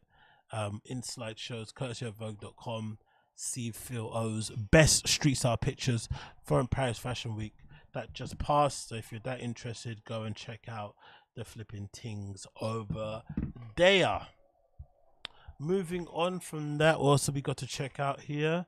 I wanted to quickly make a mention of obviously this story courtesy of GQ regarding Martine Rose, which I thought was fairly upsetting, to be honest, regarding, you know, how hard it was and how difficult it was to set up her brand and being surprised at her success. This is courtesy of gqmagazine.co.uk. You see here the lovely Martine Rose featured front and center. I think one of the bits that sort of stood out to me was a section that she mentions about her kind of come up and about the realities of sort of like starting a business in fashion. And I think I was speaking a little bit about it with a friend earlier about this industry at large, and, you know, being such huge fans of it, you know, since I was a kid and shit, but then also being very aware that just because I'm a fan of something doesn't mean that it's necessarily going to equate to me loving working in the industry, and having to work in there and having my kind of assertions confirmed. It was just upsetting to see somebody on Martine Rose's level, which is way higher than anything that I ever ascended to, essentially echoing the same sort of thought. So let me see if I can quickly find it here so we can read. But let me see. I think it's here. Let's see. So let's read the article anyway, and then we can go through it. It's not really a long one. It's courtesy of GQ. It says, being a fashion designer is a tough gig. Seasonal collections are expensive to produce without coming from a place of real privilege or attaching yourself to a giant fashion house. It's almost impossible to make it work. It's been really difficult, Martine Rose, who has headed up her own label since 2007, says over Zoom. From her airy North London studio, I was unsure for how long that I nearly gave up. Sometimes I still think about it. It isn't easy. Oh, hell no, she says. When Rose was younger, her older relatives were deep-rooted in 90s rave culture, and she became accustomed to seeing them in Versace shirts and Moschino jeans, something that I also grew up with, seeing that around myself. I remember when I was growing up, the sort of like the kind of the flossy thing that a lot of the olders used to wear was that they'd wear like Versace shirts, Armani Exchange shirts, Tommy Hilfiger shirts with Moschino jeans, straight cut, and then they'd wear like Air Max 95. So you'd get like Air Max 95s, Air Max TNs, TLs, whatever Air Max you could get from like, you know, Foot Locker, because at the time, Air Maxes back then, especially 95s and TLs and TNs, they were essentially like £130 plus. I remember at one time, actually, even 98s might have been like 160 or something in Littlewood's catalog. So they were really expensive items back then, those type of shoes. So they were a real sign of like you making money. So those are basically before like designer sneakers came about. The only designer sneaker I remember having or seeing people wear back in the day were like the Prada American Cups. And sometimes, you know, in my area, we'd wear those American Cups as like school shoes. Remember, that's what I used to wear mine as. I had like 4 pairs or 3 pairs actually. I think I bought 2 from Dawson Market that obviously weren't real, and then 1 that was kind of a second hand that was real. So those are the kind of 3 pairs I kind of had in terms of Prada shoes back in the day that you'd kind of wear. So I definitely remember that era. It says, my cousin Darren was into Boy London. I remember that brand also, and he gave me a t-shirt which was my most treasured possession. I still have it today. It's super thin and has a big acid smiley face on the front. I knew it represented something. It had a power over the government. I knew it meant something. I knew it represented a sort of mystery to the world, and it was then I understood the power of clothes. But Rose, at first, didn't realize she wanted to career in fashion. She did a foundation course at Camberwell College of Arts, and after a module focused on textiles, she realized that working in industry was something that she'd be down with. She enrolled in fashion design at Middlesex University and found herself in menswear. I love the fact that she didn't go to all the conventional ones. There's no, you know, UAL, Central St. Martin sort of nonsense here. She went to all the ones that back then you were told that if you went to these colleges to do fashion, you might as well not bother. You know what I mean? That's kind of how they made it. So they sold it to you. That's probably the reason why I ended up going to, you know, fucking that's why I probably end up going to fucking Central St. Martin's myself, because I generally did think that if I didn't go to any other design school apart from St. Martin's, that I wouldn't be able to design fucking, you know, furniture and products and shit, which is absolutely stupid, but hey, whatever. So clearly it's good to see that she did that. It continues. It's after graduating in 2002, she set up her t-shirt line LMNOP with a friend, Tamara Rothstein. We were really bored. Basically, we did 10 t-shirts. We had a friend running a showroom during London Fashion Week, and they impressed buyers. They really did surprise us, but LMNOP MNOP success didn't last, largely because the pair wanted to explore new ventures and the brand folded. Yet Rose had a taste for designing. She applied for a loan of $1,500 from the Prince's Trust, which was granted, and in 2017 set up her Opinions label. So I wonder if that brand is still around, if people still have some LMNOP lying around that they're probably still holding on to. That'll probably fetch a decent price. You could probably have it in your archive and shit. So that's pretty cool to see. Another one here says the British Jamaican designer signature, a conscious celebration of walks of life, notably those of periphery, is joined together by leather chaps and a double-breasted blazer that share it's sort of a workweary and it's an integration of men's fashion works. I've always been drawn to the way men are told to dress. I've always wanted my collections to feel quite eclectic. I like to play around with pink in particular, she says. An all-winter 2013 bubblegum fluffball coat and a flashing chap spring to mind. For a recent spring 2024 show staged in a packed-out community centre in North London, Rose pushed this further. Muscle guys wore housery drawn up to the ankle below barely their vest, and they wore bubblegum pink belts wearing cutesy little heart-shaped claps. Vest was cut so low the nipples were intentionally on display, which I love. Again, this is one of my favorite collections from her. I'm still in love with these fucking pants, so big up her.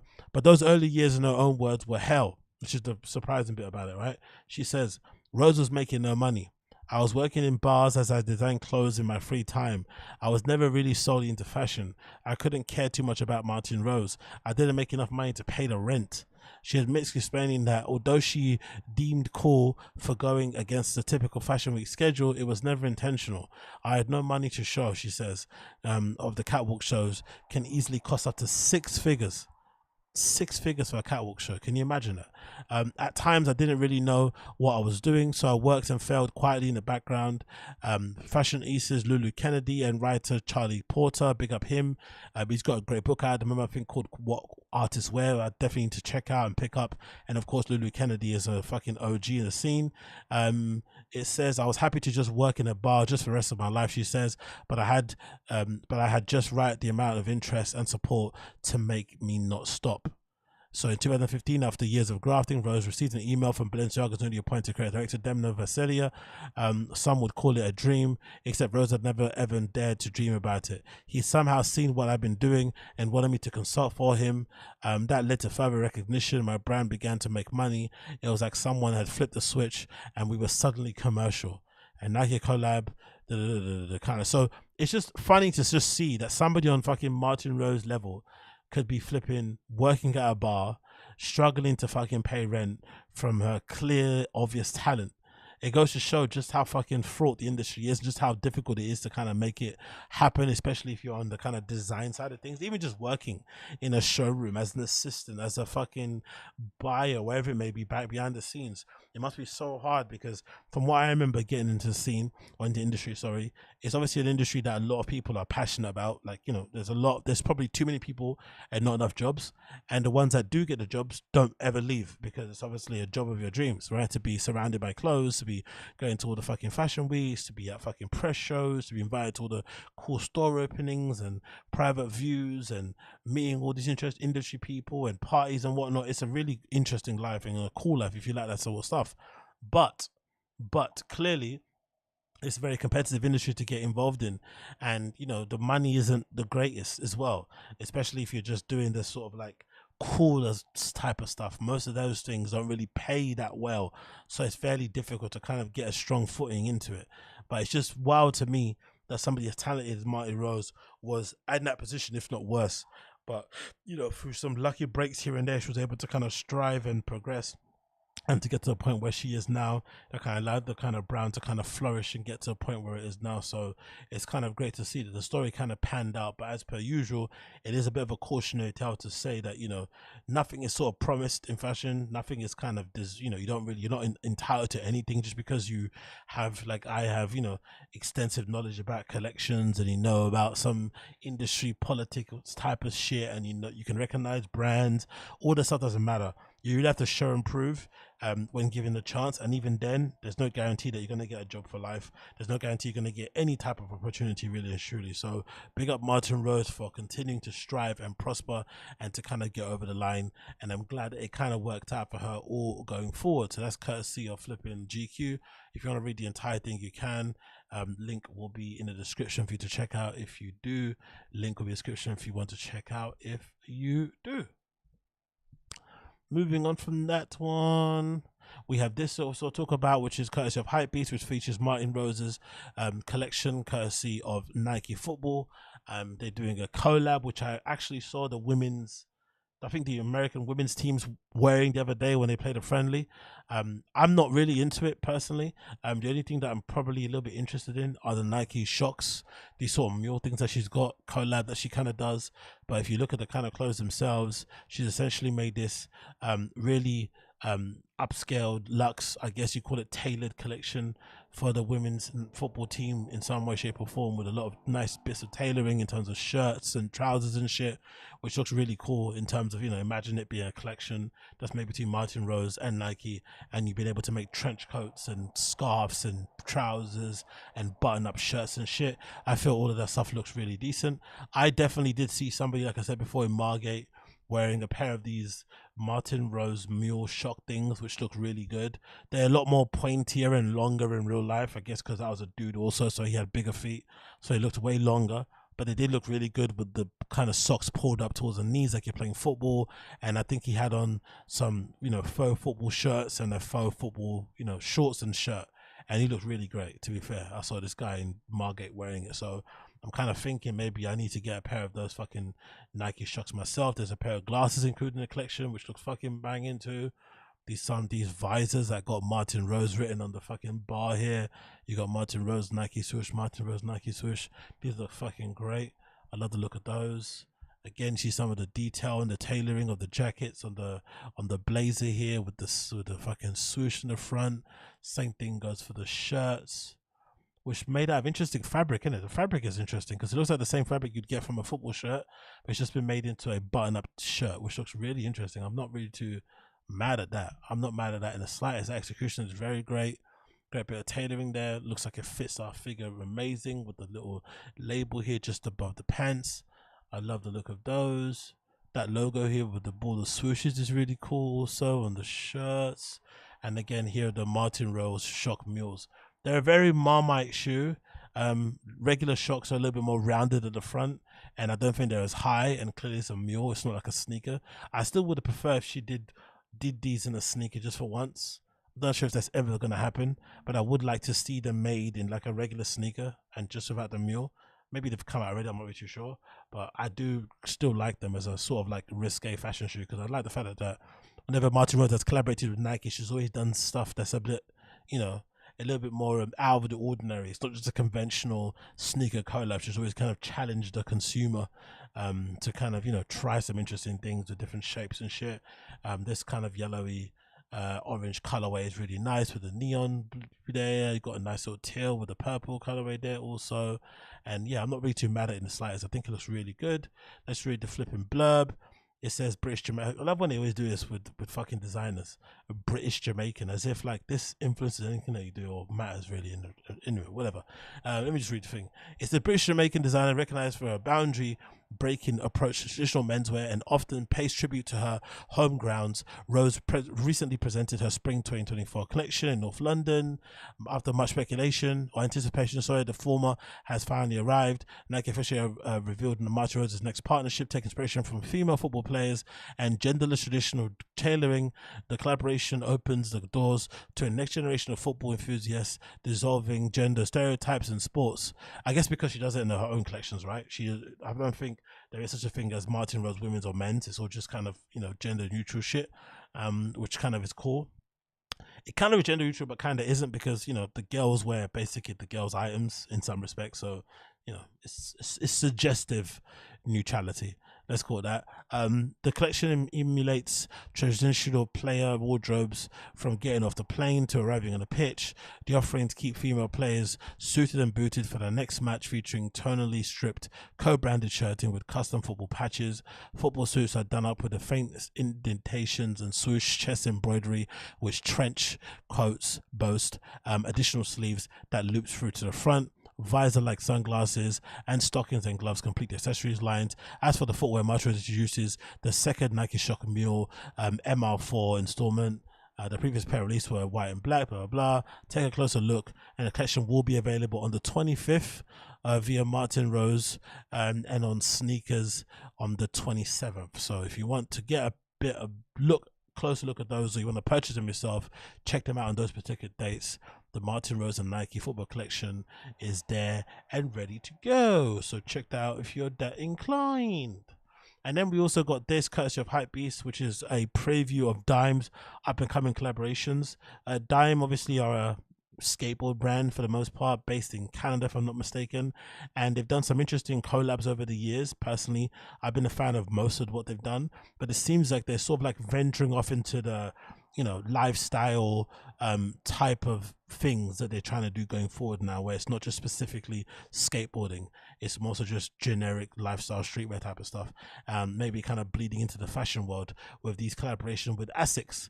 And ASICS is kind of, you know, the brand that everybody now is sort of like jacking after everybody's kind of killed New Balance. I feel like ASICS and Saucony and Diodora are kind of like the next kind of brands that all the fashion kids are sort of jumping on, especially now that Solomon is sort of like dying a slow death and all the normie girls out there are wearing flipping Solomon shoes to go festivals in and basically killing that shoe, you know, one step at a time.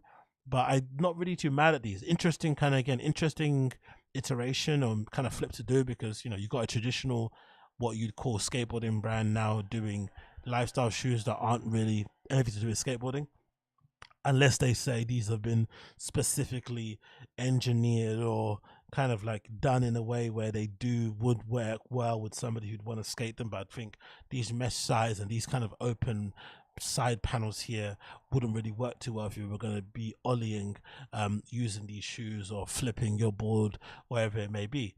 But I do like the model themselves. These are ASICS GT-2160. The shape of them is really nice in terms of the silhouette. I like how sleek they look. This extra kind of bulbous back is something that I'm always a fan of, because most likely I'd have pants that are going to cover this side of things anyway. But if I'm going to have a chunkier bulbousy part of my sneaker, please let it be the heel, because I can hide that, or it's at the back, and then let the front of the shoe be a little bit more sleek. And obviously it looks a little bit more narrow towards the front and the sides, which will probably lend for it to be looking well for people that have a little bit more narrow feet than I do. But I think I can make these work.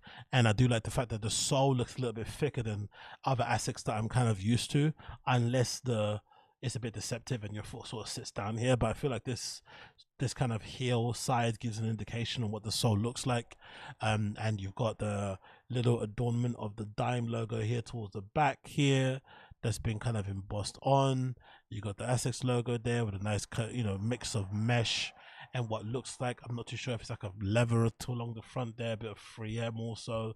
So nice little applications and mixes there, and the colors are really nice. So you got that nice olivey color, and then you've got this really crisp white, almost grayish, wineish. I'm not too sure what color that you're going to call this here, maybe your olive tan here towards the back, which I'm really a fan of.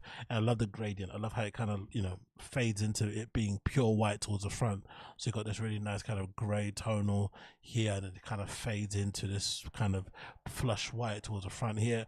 The only thing I'm not really a big fan, if I'm going to be a bit of a nitpicker, is this color combination here. I'd much rather they switch this around. So you see how it kind of goes dark towards the toe box, and it kind of, you know, transitions and blends out into white. I'll probably flip it the other way around, so that this darker colorway is here, and it kind of then bleeds into it being white. So you kind of got this clear white tip at the front here a little bit. I probably prefer that a little bit more, but apart from that, I think they look fairly cool. So it says yeah. So it's, I guess now hype people are calling them a streetwear brand, but I know Dime to be a skateboarding label for the most part. But hey, it says here Montreal-based streetwear label Dime made its presence felt during Paris Fashion Week, spring 2024, by unveiling a new footwear collaboration with ASICS. And after teasing the cream and grey colorway, it appears that a green and navy iteration has also been produced, as label's co-owner Vincent Tang has teased it.